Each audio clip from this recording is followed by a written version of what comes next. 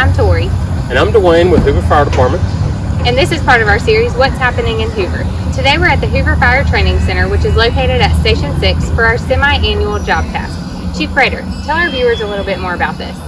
So this job task we conduct twice a year to ensure our firefighters are able to do the job. All these tasks are job related based upon the National Fire Protection Agency's 1582 standard.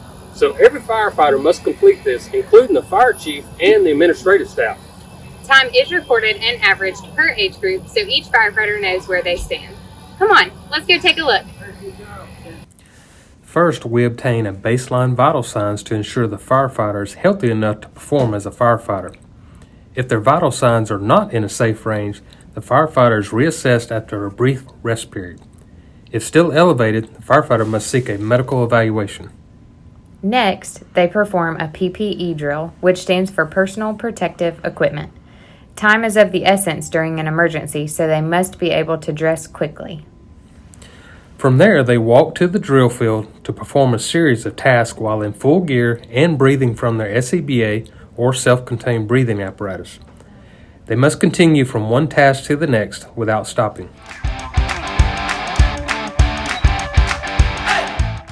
They climb a ladder to a third-story window. It's critical that we transition from the ladder into the window safely while wearing our bulky gear. Once in the building, they walk down to the first floor. There, they pick up a hose bundle weighing approximately 35 pounds and carrying it to the top floor of the 4-story drill tower. This hose bundle is used to hook to the inside stairwell connection used for firefighting.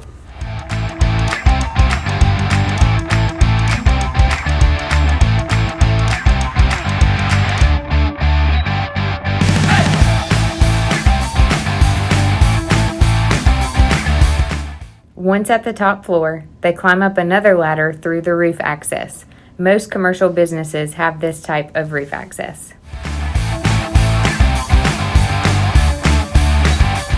Here, the firefighter must pick up a roll of hose and walk a balance beam.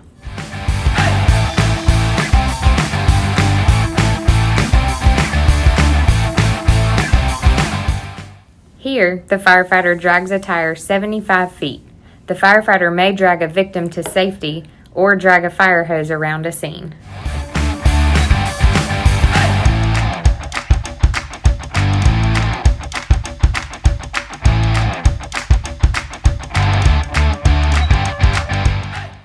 The firefighter must deploy this hose, then roll it back up. Rolling the hose is harder than you think. This bent over movement makes it difficult to expand the diaphragm and difficult to breathe.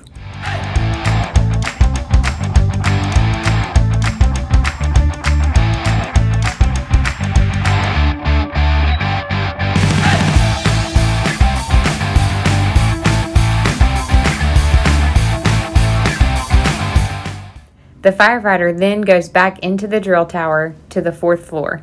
They must raise a hose roll using the rope through a window.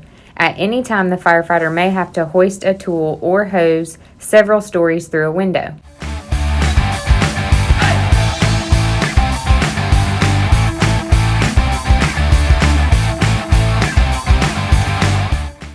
The firefighter must raise and lower this tire up and down. This is the same motion needed to raise an extension ladder.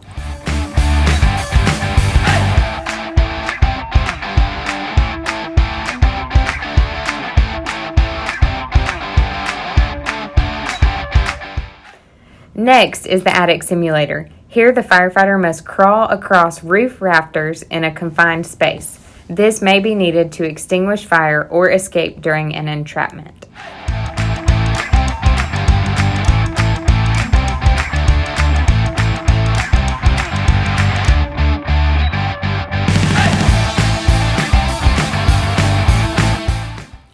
The firefighter must carry this 14-foot roof ladder in place in a second-story window.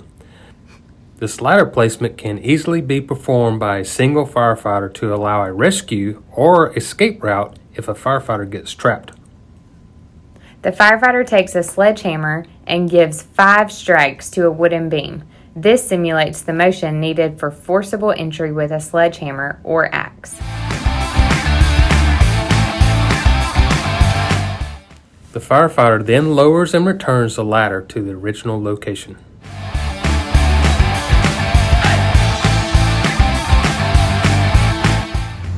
Hoover Fire Department goes to great lengths to ensure our firefighters are able to do the job.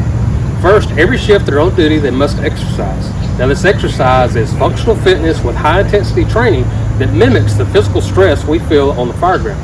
Secondly, every year we undergo a medical evaluation. And then thirdly, we perform the job tasks twice a year. So now you know what our job task entails. I'm Tori. And I'm Dwayne with Hoover Fire Department, serving you with dedication, integrity, and duty.